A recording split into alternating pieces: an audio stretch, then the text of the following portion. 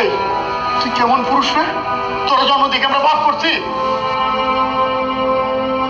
না, তোমরা কেউ কোনো পাপ করো নাই।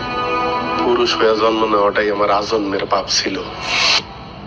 তবে এই দেশে আমার মতো পাপীর সংখ্যা হাজারে হাজারে, লাখে লাখে। এরা সবাই মানব সন্তান হয়ে জন্মাইছে ঠিকই, কেউ পুরুষ হয়ে উঠতে পারে নাই। আর পুরুষ হয়ে না ওঠার যন্ত্রণা যে কত কঠিন, কত ভয়াবহ, প্রতিনিয়ত হারে হারে টের পাই। কারণ পুরুষের সাফল্যের ভাগ সবাই নিল, ব্যর্থতার ভাগ তো কেউ নিতে চায় না। কারণ সবাই মনে করে পুরুষ জন্মগ্রহণ করছে পরিবারের অন্যান্য সদস্যদের চাহিদা মেটানোর জন্য। অনেকে ভুলেই যায় পুরুষ নামক মানুষটার মধ্যেও একটা মন আছে, একটা হৃদয় আছে, হৃৎপিণ্ড নামক একটা বস্তু আছে।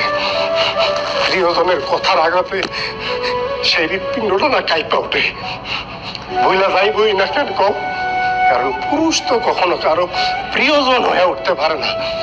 সব সময় পুরুষ প্রয়োজনই কাজে লাগে। জানো সোনিয়া, পুরুষ মানুষ সবসময় চোখ দিয়ে কান্না করে না, মুখ দিয়েও আর্তনাদ করে না।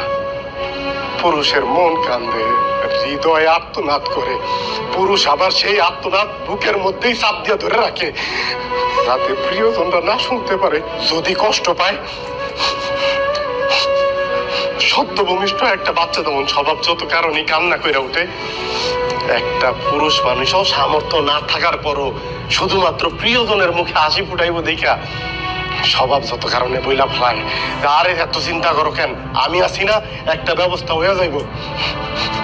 কিন্তু এই ব্যবস্থা করতে যায় ওই পুরুষ মানুষের যে কত ধরনের অবস্থার মধ্যে দিয়ে যাইতে হয়, সেটা কেবলমাত্র ওই পুরুষ মানুষটাই জানে। আমাগো সমাজে তো একটা কন্যা সন্তানের জায়গায় যদি একটা ছেলে সন্তান জন্মগ্রহণ করে, তাহলে পরিবারের মানুষ অনেক খুশি হয়। কারণ তারা জানে এই ছেলে সন্তান একদিন পুরুষ হয়ে উঠবো, তাকে সব চাহিদা পূরণ করব।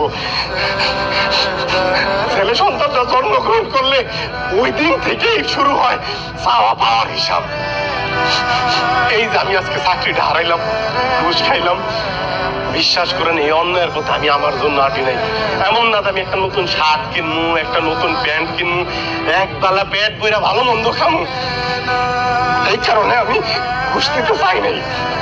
আমি ঘুষ নিয়েছিলাম যদি তোমাকে মুখে একটু হাসি ফুটাইতে পারি, যদি তোমার চাহিদা পূরণ করতে পারি সোনিয়া। অন্তত দিন শেষে অমানবিক পরিশ্রম করার পর বাড়িতে আইসা তোমাকে হাসি মুখটা তো দেখতে পারবো। তোমরা তো আমার লাগে আর খারাপ ব্যবহার করবা না। আমি না পারি নাই, আমি ব্যর্থ হয়েছি। অনেক পুরুষ এরকম পারে না, না পাইরা তারা মৃত্যুর আলিঙ্গন করে, পরম শান্তিতে ঘুমায়, কেউ কেউ উন্নত হয়ে যায়। যাই হোক, একটা ব্যর্থ পুরুষের কথা আর কত শুনবা। আব্বা, তোমাকে পায়ে ধরি আব্বা। সোনিয়া, তোমার কাছে আমার শেষ রিকোয়েস্ট, তোমরা এই বাড়ি ছেড়ে যাও না। তোমরা কেন যাইবা? ব্যর্থ তো আমি, এই বাড়ি ছেড়ে আমি চলে যাইতেছি। মৃত্যুর মিছিলে অথবা পৃথিবীর উন্মাদ পাগলদের নামের তালিকায় কোন একদিন হয়তো আমার নামও যোগ হইব। হোক, তোমরা তো ভালো থাকবা। তোমরা ভালো থাকলো আমি পাগল উন্মাদ হয়ে ভালো থাকবো। আমারও তোমরা মাফ করে দিও। আল্লাহ ভয় লাগে, তুমি আর কোনো শব্দ বলো না। আমার ভুল হয়ে গেছে, তুমি আমার মাফ করে দেওয়া নেই।